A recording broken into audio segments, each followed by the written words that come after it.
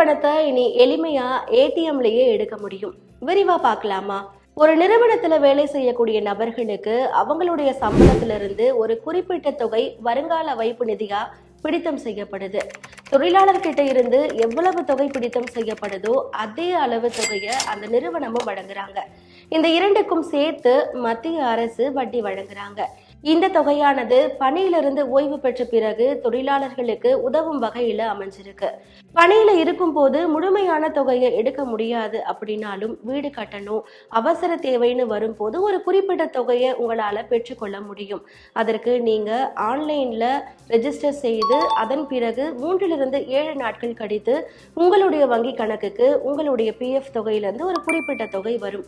இது ஒரு நடைமுறையா இருக்கு. ஆனா 2025ல இவ்வளவு சிரமப்பட வேணாம், 7 நாட்கள் வரைக்கும் நீங்க காத்திருக்க வேண்டாம் அப்படின்னு சொல்லி உங்களுக்கு ஏடிஎம் மூலமாவே பிஎஃப் பணத்தை எடுத்துக்க முடியும்னு தொழிலாளர் மற்றும் வேலைவாய்ப்பு அமைச்சகம் அறிவிச்சிருக்காங்க. அந்த நடைமுறை செயல்பாட்டுக்கு வர்றதுக்கு தொழில்நுட்பம் மேம்படுத்தப்பட்டுட்டு வருது. 2025ல ஐடி 2.1 உள்கட்டமைப்பு மேம்படுத்தப்பட்டு இபிஎஃப்ஓவின் உள்கட்டமைப்பு வங்கிகளுக்கு இணையா இருக்கும். அதனால உங்களால ஏடிஎம்ல இருந்து பணத்தை நேரடியா எடுத்துக்க முடியும் அப்படின்னு அறிவிச்சிருக்காங்க. இன்னொரு பக்கம் முழு தொகையை எடுக்க முடியுமா அப்படின்னா கண்டிப்பா முடியாது. நீங்க அதாவது தொழிலாளர் பணியிலிருந்து ஓய்வு பெற்று 2 மாதங்கள் கழித்து 50% தொகையை நீங்க பெற்றுக்கொள்ள முடியும்.